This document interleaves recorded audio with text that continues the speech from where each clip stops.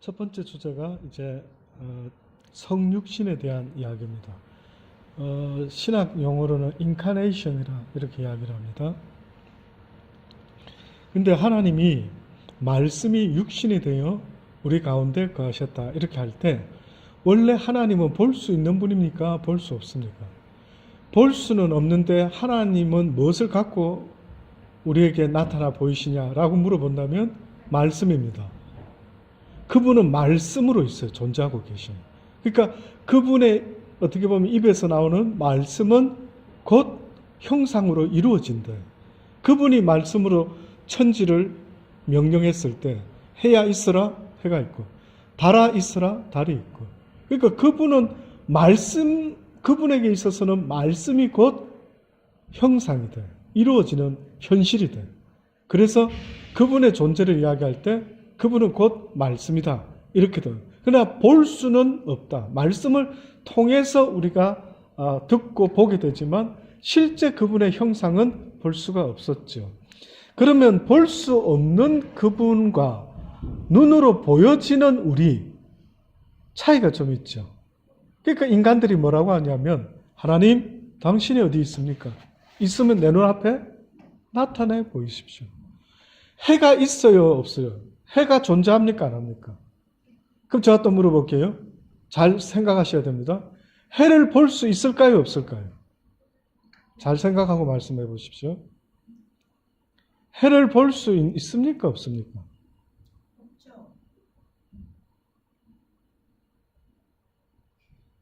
너무 어려운 질문을, 너무 고차원적인 질문.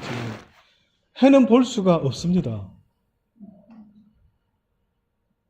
보는데, 나는 보는데, 이러지만, 만약에 제대로 봤다면 그 눈이 멀었든지, 멀게 되든지, 그러니까 쉽게 말하면요, 내 눈이 볼 수 있는 어떤 상태가 있는데, 해라는 존재는 어떤 면에서는 내 눈이 볼 수 있다라고 말하기가 어렵다. 실상. 보는 순간에 눈이 멀든지, 그는 본다라고 뭔가 있기는 있는데, 이렇게 구체화해서 볼 수 있는 존재는 아니에요. 그래서 하나님을 어떻게 보면 햇볕과 같은 그런 분이 볼 수는 없다. 그러니까 해를 볼 수 없다라고 말한다면, 그 뜻으로 하나님을 볼 수 없다. 존재는 한다 이게. 해가 분명히 존재하는 거 아시죠? 뜨겁게 뭔가 있어요. 근데 본다라는 말로 쓸 때는 좀 부족하다 이거. 그렇죠? 그것처럼 하나님이 존재하신다. 근데 하나님을 본다라고 말하면 볼 수 없다. 자, 그런데 제가 한번 개인적으로요, 어떤 고민도 해봤냐면, 왜 예수님이 필요했을까? 왜 눈에 보이는 예수님이 필요했을까? 저는 그런 고민 잘합니다. 저는 그런 생각을 잘합니다. 저는 하나님이 저에게 주신 어떤 조금 달란트라 하면 저는 뭐를 생각하는 건 좀 좋아요. 예를 들어, 제가 만약에 페인트 아르바이트를 했다. 그럼 저는 하면서 이 생각을 많이 합니다. 어떻게 하면 쉽게 일할 수 있을까? 어떤 기구를 하나 만들면, 도구를 만들면 페인트를 좀 더 능률적으로 칠할 수 있을까? 제가 살아오면서 저라는 사람을 돌아보니까 저는 그런 쪽에 굉장히 관심이 많아요. 그래서 제가 옛날에 페인트를 이거 참 불편하다. 이거 좀 뭔가 어떻게 아이디어 없어? 했는데 기가 막히게 누가 페인트를 저 생각했던 걸 해냈더라고요. 그래가 호주에서 히트 쳤어요. 부자 됐겠죠. 내가 그걸 했었어야 되는데. 그게 뭐였느냐 하면은, 여러분, TV 쇼핑몰에 나오는 것 중에 페인트를 보통 우리 칠할 때 붓에 이렇게 밀어가지고 롤에 하죠. 근데 어떤 분이 개발을 했어요. 그 붓에 바르는 옆에 통에 리필하듯이 페인트를 아예 그 안에 담아가지고 끼워가지고 하면은 이 롤이 돌 때마다 페인트가 조금씩 흘러나가게 만드는 거예요. 무슨 말인가 아시겠습니까? 여기 페인트가 이렇게 롤이 있어서 끝이 있어서 이렇게 바르는데 요 옆에다가 페인트를 아예 그냥 통으로 넣어가지고 적당한 양을 딱 붙여놓는 거예요. 물총 쏘듯이. 아시겠죠? 그 옆에 붙어 있는 거예요. 근데 이 앞에 롤이 움직일 때마다, 한쪽 면으로 움직일 때마다 여기에 있는 페인트를 조금씩 흘러나가게 만든 거예요. 그 히트 쳤더라고요. 그런 생각 안 해보셨습니까? 한 번도? 안 했겠죠. 그러니까 지금 그렇게 살고 계시겠죠. 했었으면 벌써 한번 아이디어 내가 부자가 됐겠죠. 여러분 부자가 아닌 것 같아서 아마 그런 생각. 그러니까 부자 안 되고 싶으십니까? 또 그 깊은 뭔가 있겠죠, 뜻이. 좋습니다. 근데 저는 기왕이면 부자 되고 싶어요. 개인적으로. 저는 목사지만 돈이 많았으면 좋겠어요. 그래서 why 물어보면 복음을 전해보니까요, 여러분. 말로만 전하니까 이게 잘 안 먹히는 거예요. 일하는 사람들, 돈 벌어야 되고, 이런 사람 목사 만나자면 부담스러운 거래. 저 목사 또 사줘야 되나? 이 부담. 근데 오히려 목사가, 그래서 제가 한때요, 제가 초창기 목회를 하면서 이런 설교까지 했어요. 아주 잊혀지지가 않아요. 그게 뭐였냐면, 내 삶에 목회하는 삶 속에 이런 일이 한번 벌어졌으면 좋겠다 했어요. 여러분, 교인 여러분, 이런 꿈을 한번 가져봅시다. 그게 뭐였느냐 하면 우리 교회가 교인들이 부자가 되어가지고 교회 재정이 좀 많아가지고 시드니에다 광고를 하는 거예요. 시드니에다.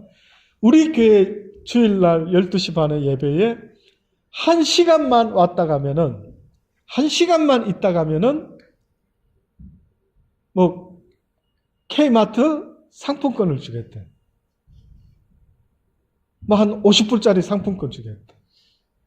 50불에 한 영혼을 구원할 수가 있다.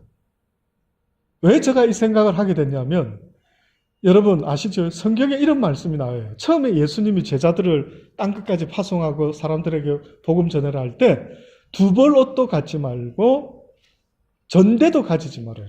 전대가 뭡니까? 돈주머니. 전대. 성경에 나오는 단어가 돈주머니, 전대도 가지지 말아라. 그랬단 말이에요. 근데 나중에 성경에 보면은 이제는 가져라. 아니 이 짧은 시간에 조금 전에 안 된다. 이제는 가져라. 뭡니까? 무슨 장난하십니까? 이렇게 될 수 있겠죠. 장난한 게 아니라 그 때가 온다라는 거예요. 미리 말씀한 거예요. 그러니까 어느 시대에는 물질이라는 것이, 성경에는 근본적으로는 물질은 소유해야 되는 게 아닌 것처럼 말해요. 다 나누어야 되고 가지고 있으면 큰일 나고, 방금 우리 집사님 말한 대로 부자 별로 관심 없습니다. 그냥 부자 되면 시험 들 것 같아요. 이렇게 할 수도 있어요. 그런데 성경의 전반적인 분위기가 그렇게 흘러가는 듯 했는데, 갑자기 이 부분에 있어서 주의 종들이 전대가 필요하고 두 벌 옷이 필요하고 이렇게 하셨다가 왜 어느 순간에 필요하다 이거예요. 그러면 주의 종이 갑자기 왜 전대가 필요한데? 말해보세요. 그 전까지는 바울이 말한 것처럼 내가 이 복음 전하는 것은 부덕불 전하는 것이다. 전하지 않으면 내가 화가 내게 임할 것 같다. 그래서 나는 주의 종으로서 복음을 땅끝까지 전한다고 누가 나한테 살해하고, 아이고 목사님 설교해 주셔서 고맙습니다. 애썼습니다. 살해하겠습니다. 살해를 안 해도 바울은 뭐라 말했어요? 내가 부덕불 땅끝까지 복음을 전한대. 자, 그렇게 했죠? 근데 왜 그런 종이 갑자기 주의 종들을 보낼 때 예수님이 처음에는 전대를 가지지 말아 했는데, 왜 나중에 주의 종이 돈이 필요하대? 전대를 가지라. 어디다 쓰라고? 전도 받게 돼 있습니까? 제가 주중에 우리 규란 집사님 남편과 남동생 되시는 분이 계셨는데, 교제할 수 있도록 식사에 초대를 받아서 한번 교제를 했어요. 이야기를 잠깐 나누는데, 제가 어떤 이야기를 하게 됐냐면, 제가 우리가 한 번씩 말하지만 특히 요즘은 유학생이 별로 없어서 그런데, 제가 유학생들이 많았을 때에 대접받은 일보다 저는 대접해준 게 더 많았던 것 같아요. 그 유학생들 부모님이 오면은 봉고차로 막 다 픽업해드리고 꼭 18번으로 갔던 데가 세븐힐에 있는 그 RSL 클럽. 네, 그 뷔페집에. 그 18번이었어요. 웬만하면 그것서 누가 만나자면 거기서 한번 식사 사주고. 그러면 제가 예를 들어, 저는 돈 버는 사람은 아니지만, 저에게 있는 그 힘써서 그걸 했어요. 그러면 어떤 사람들이 얼핏 생각하면은, 아우, 목사님이 참, 오히려, 이렇게 사주시다니, 아우, 고맙네요. 이러잖아요. 근데 어떻게 보면 고마울 것도 없어요. 왜? 내 삶의 목적은 복음 전하는 거예요. 하나님의 사랑을 전하는 거예요. 이건 내 잡이에요.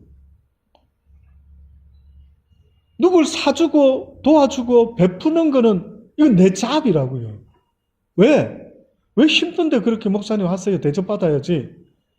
대접받을 수도 있겠죠. 그럴 때도 있겠죠. 그러나 저의 삶의 목적과 목사된 이유는 한 영혼이라도 구원하는 데 있지 돈을 세이빙하는 데 있는 게 아니에요. 우리 막내 아들이요. 이제 크니까 큰 아들하고 막내는 어째 그래 비슷한 질문을 그 나이에 또 하는지 몰라요. 얼마 전에 저 이제 아발론 차는 그 차가 한 10여 년 되니까 앞쪽에 이제 페인트가 좀 벗겨지고 뭐 이런 게 있죠. 저도 페인트 벗겨진 차를 타게 될 줄 그렇게 오래 타게 될 줄 몰랐어요. 근데 페인트가 어느 날 벗겨지기 시작하면서 우리 막내가 이제 그 나이가 예민했어요. 안 타려는 거예요, 자꾸. 특히 학원 같은데 누구 친구들이 있는 데랑 픽업을 온다든지 데려다 준다든지 제발 좀 차를 바꿨으면 좋겠어요. 그전에는 둘 다가 오래됐어요. 타라고 차가 얼마 전에 바꿨죠. 지금 ST만 하기 전에 타라고 차는 한 20 몇 년 됐었어요. 차를 쓰고 있었어요. 그러니까 우리 큰아들도 한테 그러더라고요. 아빠 이 차 인간적으로 너무 오래되지 않았니? 뭐가 오래된 의미가 뭔데? 차 굴러가면 됐지. 뭐 오래된 거하고 무슨 상관이 있는데? 그랬더니 뭐 혹시 이 차 자기보다 태어난 지 자기보다 더 오래된 차 같다고. 그러니까 자기는 95년도에 태어났거든요. 근데 그 차는 91년도 차였습니다. 그러니까 얘가 갑자기 그러는 거예요. 그러니까 애들이 크면서 한 번씩 큰 애도 그렇구만 되게 부끄러운 거예요. 근데 우리 막내는 더 이 논리적으로 저한테 이러는 거예요. 아빠 나이가 몇이냐? 그래 50대다 야. 50의 나이에 10여 년 된 차를 타고 있는 것은 뭔가 문제가 있지 않느냐. 저한테 아주 무슨 문제가 있는데? 그랬더니 뭐 자기 학교에 빨간 고추집 딸이 살고 있더라고요.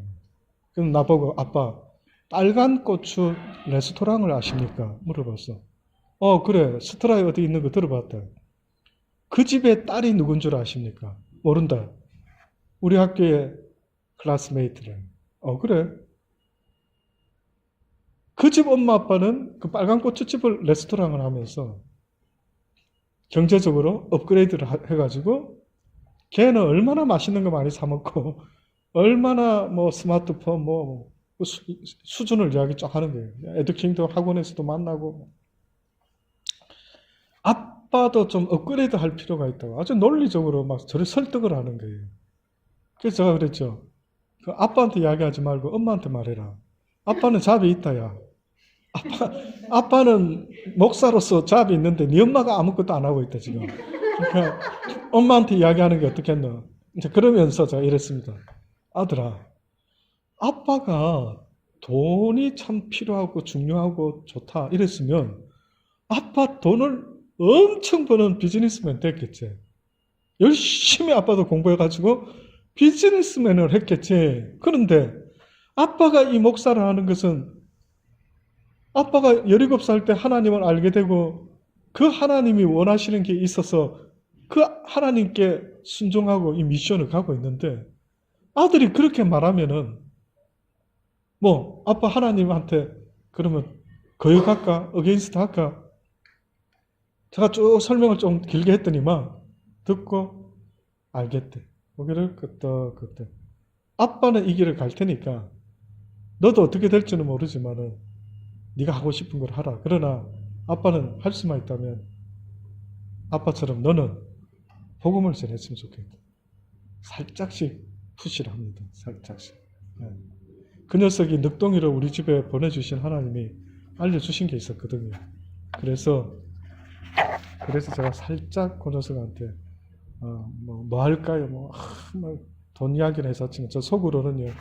너도 언젠가 때가 되어 그 전능자께 딱 한번 붙잡히면 네 마음대로 살 수 있는지 한번 봐봐라. 뭐 아빠는 뭐 내 마음대로 안 살고 싶어가지고 그래 이 일을 하고 있는 줄 아느냐. 그 속으로 그런 말을 나누었던 적이 있습니다.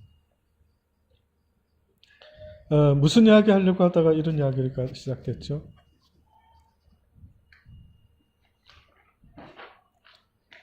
제가 목적이 있어서 말했습니다. 왜 그러면 하나님은 말씀으로 우리가 네, 없는데 네, 왜 네. 우리는 예수님이 필요했을까? 보이는 존재가 필요했을까? 예, 아까 그 말을 하다 그랬죠. 예, 그거를 고민해 봐라 했습니다. 제가 잠깐 아까 그랬죠. 왜 예수님이 꼭 이 땅에 오셨어야만 했을까요? 예. 그러니까 보이는 것에 대해서는 우리가 인식을 잘 하는데 육은 보이지 않는 것에 대해서는 인식을 못 하는 거예요. 육의 눈으로는. 그러니까 육이 있는 인간을 하나님께서 영적인 믿음의 사람으로 만들어내려고 하시다 보니까 우리에게 어떻게 보면 저는 예수님이 왜 육을 입고 이 땅에 왔나 할 때 그건 전적으로 우리 때문에 같아요. 우리 때문에 하나님이 어떻게 보면 인간의 몸을 빌려서 이 땅에 오신. 비록 하나님의 아들이라고 하지만 성경은 하나님과 동등된다라고 이야기했어요. 그래서 예수님이라는 분의 이 땅에 오신 것은 결단코 다른 어떤 의미보다는요. 보이지 않으면 믿지 못하겠다라고 말하는 우리 때문에 인카네이션을 하셨다라고 말할 수도 있습니다. 그래서 어쨌든 보여줬어요. 하도 안 보이면 못 믿으니까 그 태양 이야기를 방금 아까 들었죠. 하도 저기 눈에 안 보이면 못 믿겠다라고 하니까 어떻게 보면 하나님은 예수님을 통해서 보여주기까지 했습니다. 자, 이렇게 예수님이 우리에게 찾아왔는데 이 찾아오신 사건을 성경 원어에는 아주 재미난 표현입니다. 성경 원어에는 뭐라고 표현했다고요? 우리 가운데 장막을 치심에 이렇게 표현이 되어 있습니다. 의미가 있죠. 우리 가운데 장막을 쳤다. 하나님의 보좌는 어디입니까? 하나님의 집은 어디입니까? 여기일까요? 저기일까요? 저기인데 그런데 예수님이 이 땅에 왔다라는 의미는 하나님의 장막을 저쪽이었는데 이 땅에다가 장막을 치셨다. 이렇게 볼 수가 있대. 그래서 보세요. 구약에서는 사람이 하나님의 영광을 볼 수 없었는데 예수님의 성육신 사건을 통하여 하나님이 이 땅에 찾아오셨기에 구약에서 볼 수 없었던 하나님의 영광을 사람들이 볼 수 있게 되었다. 그래서 이 사실을 이제 앞으로 또 보겠지만은 예수님이 이 땅에 태어났을 때 천사가 알려준 메시지 뭡니까? 이는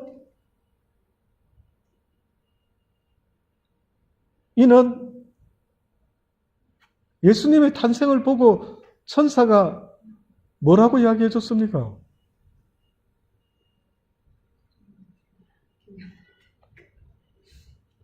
참.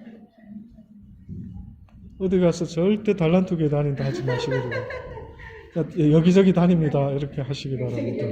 예. 아니, 예수님이 딱 태어나셨을 때 이거는 막 그전부터 예언되어 있었고 선포, 이는 하늘에서는 영광이요. 땅에서는 뭔가 외우시려면 끝까지 다 외워야 되는 거 아닙니까? 왜 하다 말죠? 참말로. 이거 하나 뭐 대충 던지다 보면 또 나올 수도 있습니다만 집사님 아예 외워버려야 되죠. 이런 거는 그냥 짧은 거 너무 성경에 예수님의 탄생을 보고 어머 놀라면서 어떻게 보면 천사가 알려줘. 하늘에서는 이 사건은 하늘에서는 영광이요 땅에서는 기뻐하심을 입은 사람들 중에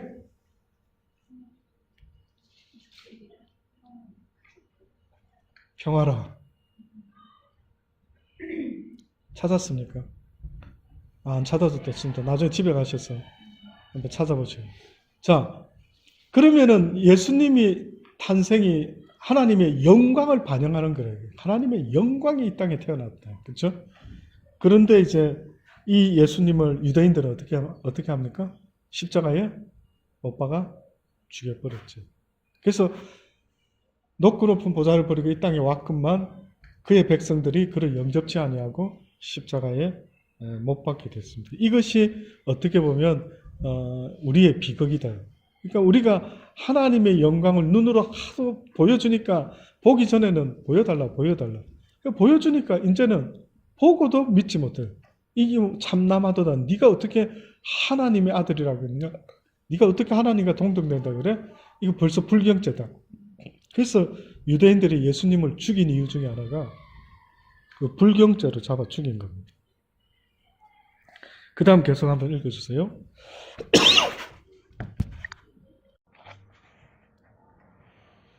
여기 방금 제가 다시 한번 녹음 때문에요. 주님을 인격적으로 영접한다 할 때 비나이다 하는 신이 아니다. 이거 그 대상이. 이스라엘 백성들이 그 적는 자 인격적인 하나님, 대화하는 하나님, 교제할 수 있는 하나님, 이런 동급의 어떻게 보면은 같은 과에 속하는 하나님을 섬기는데 왜 가나안 땅에 가가지고는 바알신, 아세라신을 섬겨요? 아는 것처럼 여러분, 기독교가 아닌 하나님을 믿는 우리 이 그리스도교가 아닌 모든 그 다른 신들을 섬기는 우상 숭배는요, 몇 가지 공통점이 있어요. 너무 신기하게 그 기본이 음란입니다. 그게 음란이에요. 우리 뭐 동성연애 뭐 난리거든. 이 배후에 누가 있냐 물어보신다면 그 음란의 영이 있어요. 그래서 그 바알이니 아세라니 하는 그 신 이야기도 왜 그들의 신전에 창기들이 그렇게 많이 있느냐? 수많은 사람들이 그 성전에 와가지고 그 창기들하고 음란한 짓을 하면 바알과 아세라가 막 흥분을 해가지고 또 그 짓을 하면은 이 땅에 비가 온다. 이게 그들의 논리입니다. 그러니까 저는 역사학자는 아닌데 인류의 역사학을 이렇게 들여다보고 앉아 있으면 전쟁과 함께 더불어서 인간의 삶 속에서 역사 속에서 빠지지 않는 것이 뭐냐면 전쟁만 일어나면 그 점령지의 여자들이 그렇죠. 우리 옛날에 몽고 반점 없었답니다. 한국 사람이 원래 몽고 반점이 없었대요.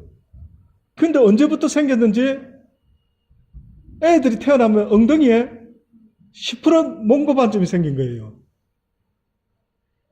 그 누구 때문이겠어요? 징기스칸 때문에 그런 일이 벌어진 거예요. 한때 징기스칸이 온 세상을 다 점령하면서 그 점령한 나라를 다스리려고 그곳의 여자들을 전부 다 범하는 거예요. 그 자식을 태어나게 하면 자식이 없으면 저놈은 내 원수다. 이거. 저 징기스칸 내 원수다. 근데 그네들이 전쟁도 일으켰지만 가는 곳마다 그 짓을 하는 거예요. 그러면 어떤 일이 벌어지냐? 아기를 여자들이 가지게 돼요. 원수의 자식이 돼요. 할 수 없이 아기 때문에 죽지도 못하고 사는 거예요. 우리 여성 여러분 그때 태어났으면 진짜 슬픈 운명이에요. 그렇죠? 감사 조건 또 나왔죠. 야, 이 시대에 태어나게 해주셔서 감사합니다. 저는 그때 여자들은 와, 이거는 여자가 사람이 아니에요. 아시죠? 재산에 포함이 되고요. 그냥 뭐 일부 다처, 그냥 막 여자는 그냥 뭐 애 놓는 무슨 도구처럼 그런 분위기가 많았어요. 그러니 제가 느끼는 거는 그 경건의 자녀가 아니라 경건의 자녀. 계속 음란의 자녀들. 어떻게 보면 이 악한 영이 인간들에게 전쟁을 일으켜서 예를 들어 사람을 죽이기도 하지만 또 사람들을 그런 식으로. 그러니까 거룩한 하나님의 자손이 이렇게 이어져야 되는데 이게 그렇게 안 되는 거예요. 보니까 역사가 근데 네, 그냥 이런 식의. 그러니까 지금도 이 시대에도 이제 전쟁은 안 일으키지만 사단의 아주 전략은 우리를 그렇게 타락시키는 거예요. 어떤 것은 전쟁을 일으키고 어떤 것은 동성연애를 만들어서 요번에 우리 어떤 목사님이 저한테 보내줬어요. 동성연애 드디어 합법화가 되어가지고 우리 교단에 제가 멜리지 서티피케이트가 있거든요. 그게 무슨 말이냐면 혹시나 교회에서 젊은 청년들 중에 목사님 결혼을 하고 싶어요 하면 제가 주례를 서줄 수 있는 자격증이 있어요. 그래서 이제 그 교단에서 다 신청이 돼가지고 이제 페이퍼가 있어요. 근데 이제 그게 대한 이제 설명을 하는 거예요. 이제는 동성 또 와가지고 목사님 결혼하고 싶어요. 이러면은 이거를 해줘야 되는 거예요. 그래서 이제 그 서류나 이런 페이퍼 이런 걸 다시 받아야 되는 방법, 그 전에 받은 것까지는 어디까지 쓸 수가 있다든지 뭐 이런 설명을 해놨더라고요. 우리 목사님들끼리 한번 이런 말을 했어요. 야, 이거 이제는 출애 페이퍼 이걸 아예 안 받아야 되겠다. 누가 와가지고 출애해달라 이러면 이거 안 해줄 수도 없고 이거 어떻게 하지? 동성연애자가. 여러분이 만약에 제 입장이면 이걸 어떻게 하면 좋겠어요? 거절하고 감옥에 잡혀가는 게 낫겠습니까? 이용호 목사가. 아니면 뭐 어떤 방법, 아이디어 있으십니까? 누가 찾아와가지고 목사님 자격증 있죠? 저기 우리 동성 결혼하랍니다. 어떻게 하면 될까요? 그러니까 목사님들이 몇 분이 고민을 했어요. 이거 어떻게 하면 좋지? 그러니까 어떤 분이 기가 막힌 아이디어를 하나 줬어요. 예, 해드리죠. 근데 수수료가 좀 비쌉니다. 이렇게라는 거죠. 얼만데요? 한 5,000불 됩니다. 이러면 너무 세네요. 그거는 제한이 없어요. 5,000불을 받든지 안 받든지 그건 받지 마라 이런 건 없어요. 그러면 싼데 원래는 여러분 아시죠? 시드니의 잡지에 보면은 그 나와 있어요. 그 자격증 있는 분이 출애해드립니다 하고 얼마씩 받아요. 그러니까 그런 대신 목사님들은 그냥 하죠 보통. 그래서 이제 그 어느 목사님의 아이디어가 딱 나왔는데 들어보니까 너무 최고더라고요. 그렇구나. 나는 이제 혹시나 누가 찾아와가지고 목사님 출애해 주십시오 하면은 해드립니다. 합시다. 그래서 전 조금 성경금을 내주셔야 되는데 좀 셉니다. 이래가지고 한 5,000불이나 10,000불을 불러버리면 자기들이 스스로 포기하지 않겠네요. 진짜 이럴 일이 생긴 거예요. 이런 일이 생긴. 그래서 저는 살짝 은근히 이 출애를 하는 페이퍼를 캔슬을 시켜야 되나. 그래서 아예 그냥 이런 시험에 안 들도록 해야 되나 싶을 정도로 부담스러워. 그래서 저는 보니까요, 사단이가 장난질하는 그 전략의 기본이 전쟁과 다툼을 일으키고요, 살인을 일으키고, 그 다음에 그 음란한 짓거리를 하는 것이 그들의 전략인 것 같습니다. 그래서 하나님이 인격적으로라고 말했던 것은 우리 하나님은 그런 우상 숭배하는 자들의 그런 미친 짓이 아니다. 인격과 고상함과 아름다움이 있는 분이죠. 그렇게 교제를 하는. 그래서 기도라는 것도 하나님과 인격 대 인격으로 대화를 나누는 시간이 어떻게 보면 기도의 시간이다. 그냥 일방적으로 막 뭐 주세요 하고 막 우따따따따따 부르짖는 시간이 아니다. 인격적인 하나님이라는 관계가요, 상당히 와닿습니다. 그 다음에 이어서 한번 더 읽어주십시오. 예수님을 통하여 우리는 구원을 받을 뿐만 아니라 하나님의 영광을 경험하게 됩니다. 예수님은 하늘에 속한 모든 신성은 충만을 갖고 계셨습니다. 죄와 사망의 결과로 인간은 본질상 진노의 자식으로 살아야 할 운명적인 존재가 되었지만 하나님의 아들로 그리스도로 오신 예수님을 통하여 우리는 다시 하나님의 형상으로 하나님의 통치의 대행자로 세워질 수 있습니다. 예수님의 성육신 사건은 타락한 이 땅에 주신 하나님의 평화입니다. 예. 예수님이 성육신에서 이 땅에 오고 이제 올라가셨죠. 그럼 이제 끝입니까? 아니죠. 그러면 그게 어떻게 컨티뉴 되고 있을까요? 그게 어떻게 컨티뉴 되죠? 예수님이 왔다가 떠나셨어요. 그럼 이제 성령님이 오신다 그랬죠? 그럼 결국 성령님은 형체가 없는데 혼자서 일하십니까? 아니죠. 누구와 같이 일한대요? 하나님의 사람들과. 그러니까 우리는 작은 예수가 되고 마는 거예요. 잘 생각해 보세요.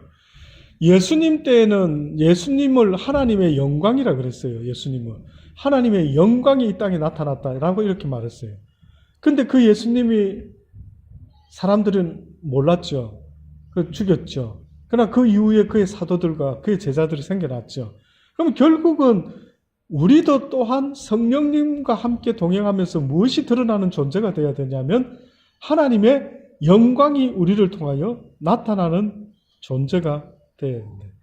하나님의 성육신은 예수님으로 통해서 끝이 난 것은 사실 아닙니다. 성령을 통하여 또다시 시작되고 있는데 그게 바로 작은 예수, 우리를 통하여 하나님의 영광이 나타나야 된다. 그러니까 저와 여러분이 이렇게 하나님의 진리에 대해서 충만하고 예수님이 지식이 여호와를 아는 지식이 충만했다라고 말씀하는 것처럼요.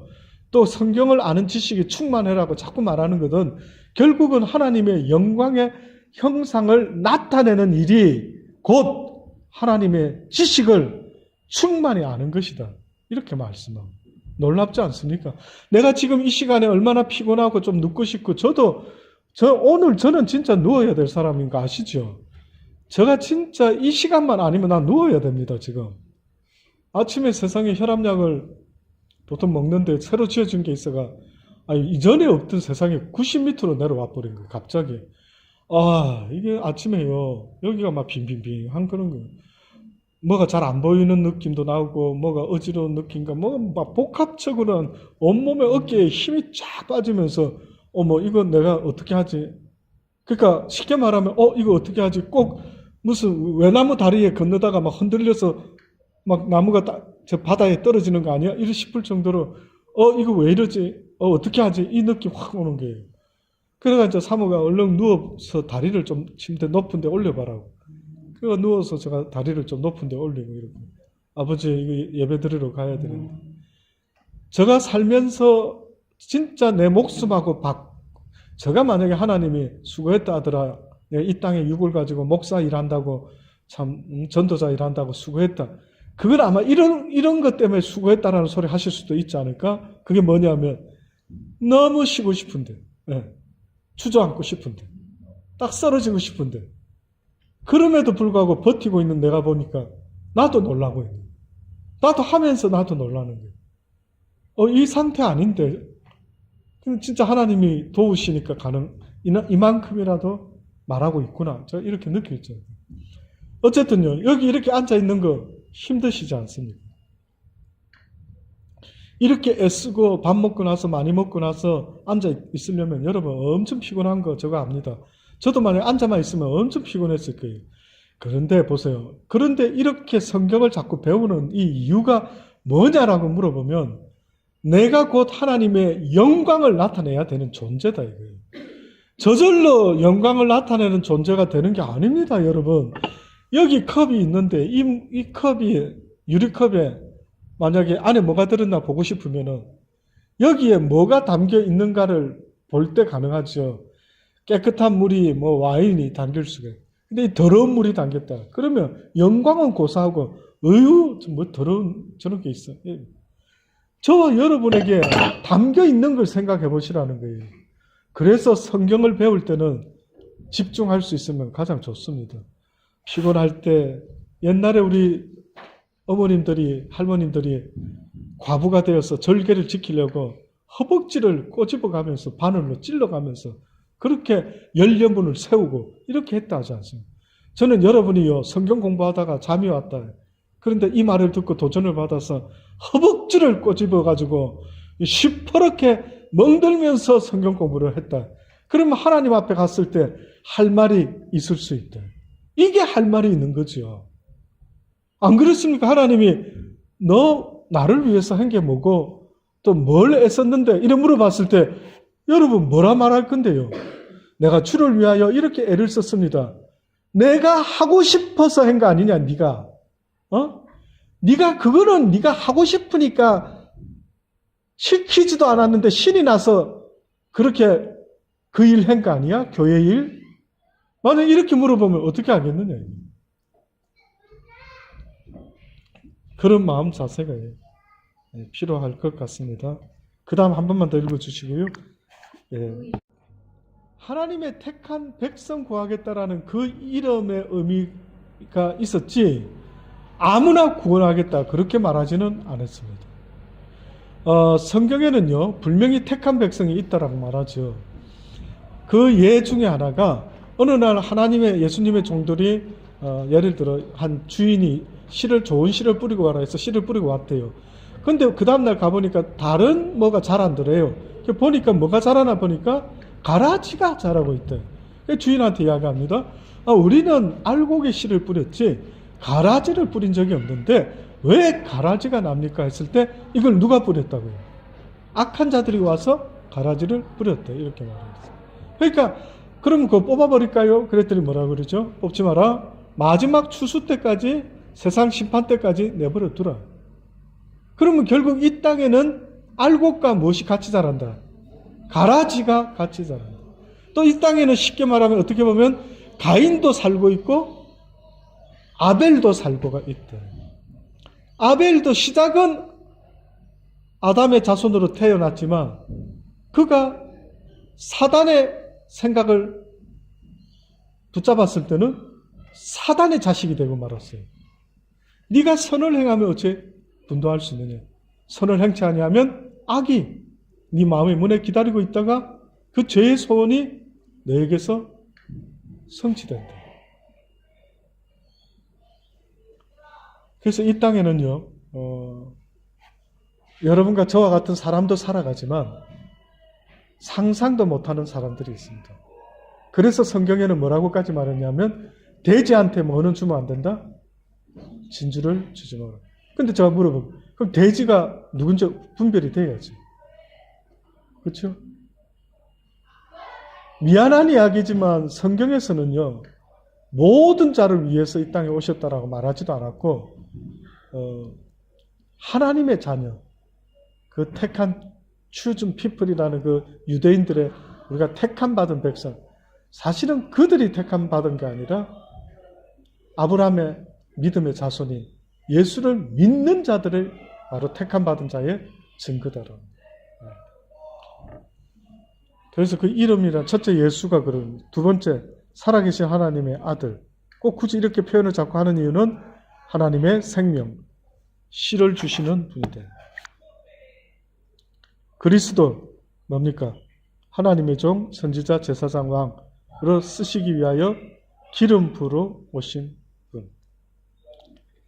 그리스도 자체도 기름 부음을 받은 자인데 또한 어떤 의미로 지금 방금 여기서는 말하고 있냐면 우리에게 또한 기름을 부으러 오셨다.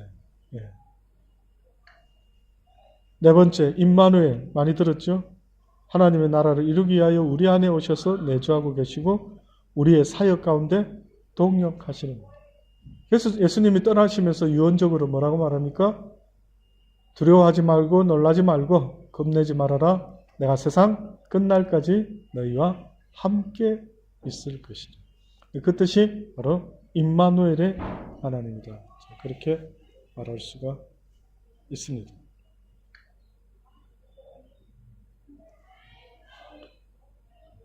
초대교회 시절에는 그 이름을 전했다. 이름 중에 또 그런 표현이 있는 거 혹시 자동차 뒤에 우리나라 옛날에 유행했는데 차 뒤에 물고기 문양을 붙여놓은 게 익스투스인가? 익스투스인가 이런 뜻이라 그 헬라어가 익스투스 그러니까 물고기라는 뜻이 있습니다. 예. 근데 이제 그 뜻 속에 그 의미는 그리스도인이라는 뜻이죠. 예.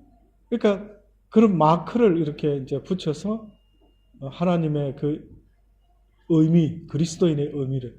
옛날에는 이랬답니다. 또 하도 핍박이 심할 때는 밥을 먹다가도 우리는 기도하잖아요, 이렇게. 근데 기도를 해야 되는데 기도를 하지 못하고 식탁 위에다가 손으로 십자가를 이러고 식사를 했대요. 네. 표가 이제 눈 감고 기도하면은 어째 그리스도인이구나 막 잡아가려고 하고 이런 안 좋을 때가 있었답니다. 그래서 그리스도인들 밥 먹을 때 식탁에다가 십자가를 이렇게 쌓이는. 그러니까 그런 식으로 그리스도인들이 내가 예수 믿는 분, 또 예수님이 나와 함께하는 자, 그분은 우리의 하나님, 뭐 이걸 어떻게 하든 표현하려고 그렇게들 한다. 그래서 여러분 차에다가도 십자가 뭐 나무 목걸이 붙이기도 하고. 저는 할 수만 있다면 하나님을 한 번 더 생각할 수 있다면은 십자가가 교회 뒤에 있어도 좋고 없어도 상관없고 이런 것 때문에 한국의 합동측의 교회 가면은 뒤에 가면 강대상 뒤에 십자가가 없는 교회가 있고 있는 교회가 있죠. 그 없는 교회는 뭐냐? 합동측에서는 없어요. 통합측이나 다른 데서는 주로 있습니다. 그러니까 이제 이런 식으로 하나님이 우리와 함께함을 이렇게 표현하자 하는 사람이 있고 십자가는 우상이다. 땅 아래, 땅 위에 뭐 어떤 형상으로도 만들지 말아야 했다. 만들면 안 된다.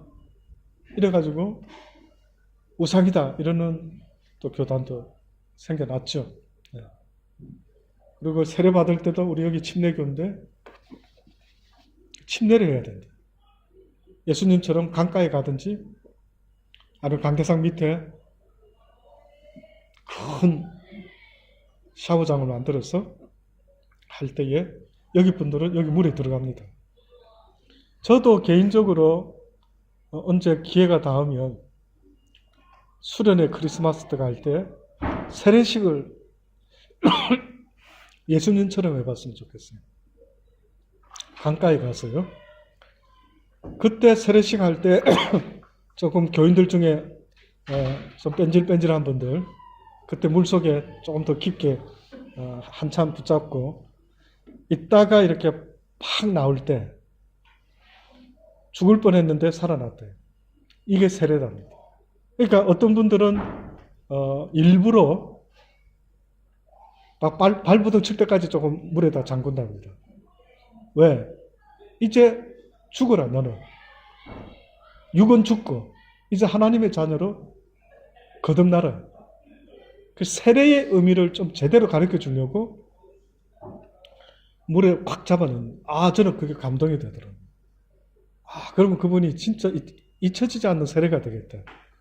내 세례 받다 죽을 뻔했다. 이제 나를 위해서 살지 말고 하나님 위해 살아야 돼. 이렇게 될 수만 있다면 참 좋지 않을까 하는 생각도 듭니다. 자, 그렇게 세례라는 것뿐만 아니라 이렇게 할례라는 것, 이 모두가 다 어떻게 보면 예수 그리스도의 표식을 가지는 하나의 행위다라고 볼 수가 있습니다.